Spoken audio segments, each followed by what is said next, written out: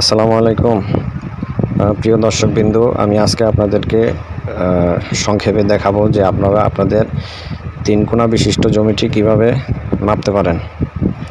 তো সেক্ষেত্রে আপনাদেরকে এই সূত্রটি ব্যবহার করতে হবে। এই সূত্রটি ব্যবহার করলে আপনারা সহজে আপনাদের জমিটা মাপতে পারবেন। তো এখন দেখা যাক এই সূত্রটির মধ্যে কি বলা আছে।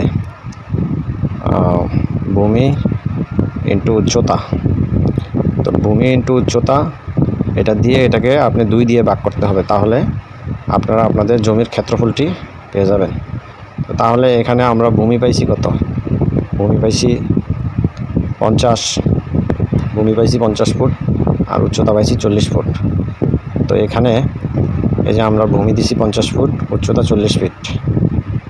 তো নিচে আমরা ভাগ দিছি 2 দিয়ে।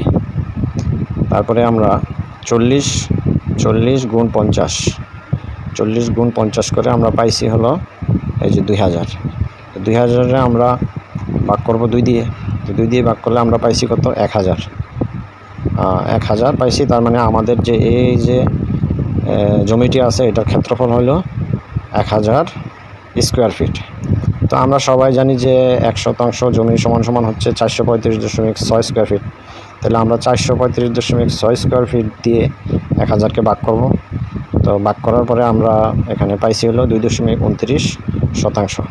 তার মানে আমাদের যে জমিটা আছে, এই যে জমিটা আছে, এই জমিটা হলো 2.29%। তো আশা করি আপনারা বুঝতে পারছেন।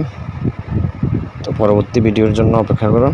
তারপরে পরের ভিডিওতে আমি আপনাদেরকে দেখাবো অসমকোণী ত্রিভুজের আকৃতির যে জমিগুলো আছে সেখানে কিভাবে আপনারা মাপ বের করবেন। ধন্যবাদ, ভালো থাকবেন। আসসালামু আলাইকুম।